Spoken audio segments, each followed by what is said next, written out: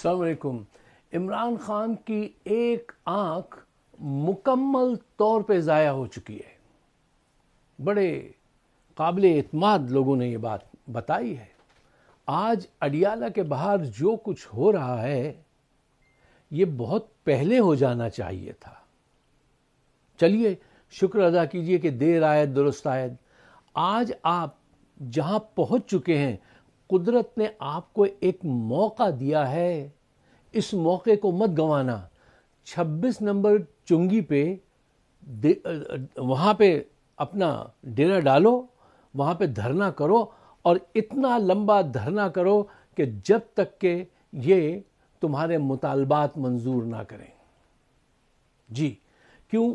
جو لوکیشن ہے چنگی 26 کی، وہ ایسی ہے کہ لوگ آپ کو مسلسل تازہ لوگ آتے رہیں گے اسلام آباد سے اور پنڈی سے، لاہور سے، یہ اس طرف آ سکتے ہیں، اور یہ وہ مقام ہے جہاں بیٹھ کے تم بگل بجاؤ اور اپنی بات جو ہے وہ عوام کے سامنے رکھو۔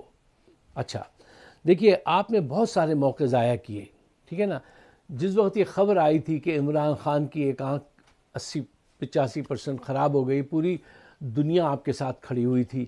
آج اس بات کو کہ وہ آنکھ مکمل طور پہ ختم ہو چکی ہے، بس شرمندگی کی بات ہے اس قوم کے لیے کہ جس نے قوم کے لیے ہاسپٹلز کھولے، ہر پوری زندگی لگا دی، وہ علاج کو ترسے۔ آپ اب جہاں جس مقام پہ پہنچے ہیں، اس مقام سے پیچھے مت ہٹنا۔ یہ بہت بڑی تاریخی غلطی ہوگی، یہ ایک تاریخی موقع ہے، اس کو سنبھال کے رکھو۔ دیکھو حالات وہاں پہنچ چکے ہیں صاحب، جہاں حکومت کوئی بھی کارکردگی دکھانے کے لائق ہی نہیں ہے سوائے کرپشن کرنے کے، عیاشیاں کرنے کے، اور وہ کچھ نہیں کر سکتے۔ اور جرنیل، ان کے اندر ایسی پھوٹ ہے کہ وہ کچھ سوچ ہی نہیں سکتے کہ ہم کریں کیا، اس سے کیسے نکلیں۔ ایک آدمی مسلسل کہہ رہا ہے کہ مجھے اقتدار میں رہنا ہے، عاصم منیر میرے لیے سب کچھ کرو، اور فوج کے اندر اب یہ قبولیت اس بات کو حاصل نہیں ہو رہی۔ وہ کہہ رہے ہیں اب یہ جو ہے نا، یہ بہت بہت بری بات ہوگی ملک کے ساتھ۔ کیوں؟ آپ ایک واقعہ ہے، ذرا اس پہ توجہ دے لیجئے گا، غور کر لیجئے گا۔ دیکھو عقل مند کو اشارہ کافی ہوتا ہے، اور یہ ہماری زبان کا لفظ نہیں، پوری دنیا میں لوگ یہ بات کہتے ہیں۔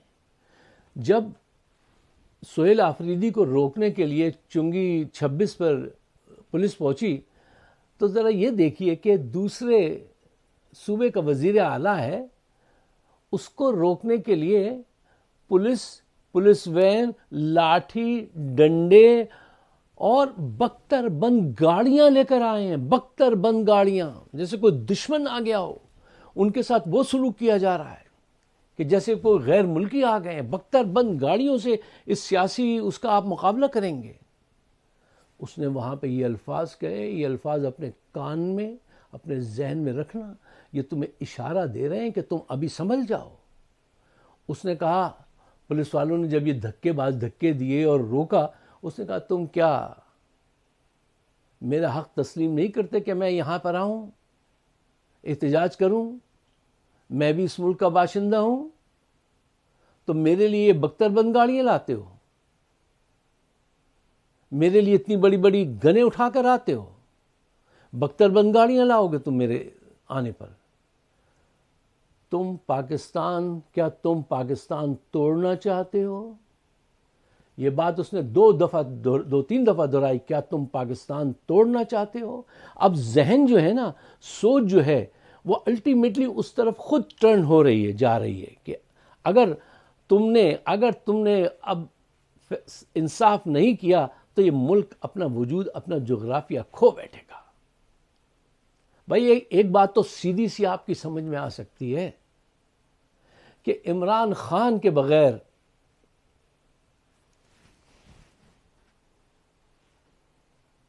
بات نہیں چلے گی، کوئی بھی نہیں مانے گا، میں بھی نہیں مانوں گا۔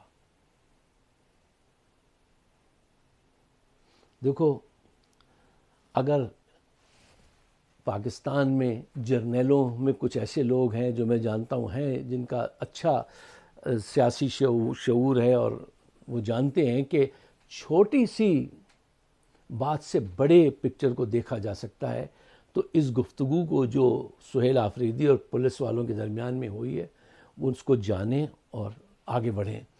آپ کو میں کہتا ہوں آپ یہ دھرنا جو ہے نا یہاں سے اٹھنا نہیں. اب یہ بہت بڑا موقع ملا ہے, اس کو گنوانا مت, اس لیے کہ اس وقت جرنیل جو ہے وہ ان کو ایگزٹ نہیں مل رہا, ان کی سمجھ میں نہیں آ رہا. دیکھو جرنیل جس چیز سے ڈرتے ہیں وہ آپ کی گن سے نہیں ڈرتے ہیں, وہ آپ کے نعروں سے, آپ کی موجودگی سے, عوام کی پاور سے ڈرتے ہیں. اور وہ گرتے اپنی غلطیوں سے ہیں, ان کی غلطیوں سے تم فائدہ اٹھانا سیکھو. جرنیل گن سے نہیں گرے گا, اپنی غلطی سے گرے گا. اب یہ کتنی بڑی غلطی اس نے اپنے گرد خود قائم کی کہ کہا کہ نہ ملنے دیں گے, نہ علاج کرائیں گے, نہ رہائی دیں گے.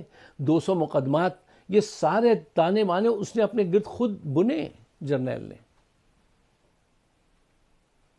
اب اس کے اندر وہ گرفتار ہے.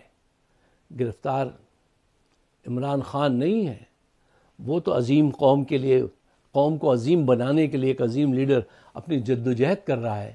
یہ پھنسے ہوئے ہیں, پاکستان پھنسا ہوا ہے. اور اب اس وقت اس موقع پر آپ کو چاہیے کہ آپ پوری ہمت کے ساتھ یہاں پہ ڈٹ جائیں. آخری بات میں آپ کے سامنے رکھنا چاہتا ہوں. دیکھیے صاحب, بات یہ ہے کہ حالات اس مقام پہ پہنچ گئے ہیں اور اتفاق سے قدرت نے آپ کو چنگی نمبر 26 پہ پہنچا دیا ہے. اب یہاں ڈٹ کے بیٹھ جاؤ اور اپنے مطالبات منظور کرا کے اٹھنا. ایک چیز سے تمہیں بچنا ہے. وہ کیا ہے؟ وہ یہ ہے کہ ان کی جو ڈیلیئنگ ٹیکنیکس ہیں نا, ان سے بچو. یہ تمہارے پاس لوگوں کو بھیجیں گے اور پھر دوبارہ وعدہ کریں گے اگلے منگل پہ آنا تو ملاقات کرائیں گے اور علاج کرائیں گے. کبھی بھی یقین مت کرنا, جو جرنیلوں کی زبان پہ بلیو کرے گا نا وہ خود کو دھوکہ دے گا. یہ خانہ کعبہ میں بیٹھ کے مکر جاتے ہیں, یہ وہ جرنیل ہیں آپ کے, خانہ کعبہ میں بیٹھ کے مکر جاتے ہیں. میٹنگز کے دوران جیسے اشارہ ملتا ہے نا کہ یہ صاحب غلط بات کر رہے ہیں تو وہ پیچھے سے آ کے یوں قمیص اٹھاتا کہتا چلو, جو کل تک آپ کا دوست تھا, آپ کا روم میٹ تھا, وہ یہاں سے پکڑ کے آپ کو اٹھا لیتا ہے, کہتا ہے باہر چلو. یہ کردار ہے.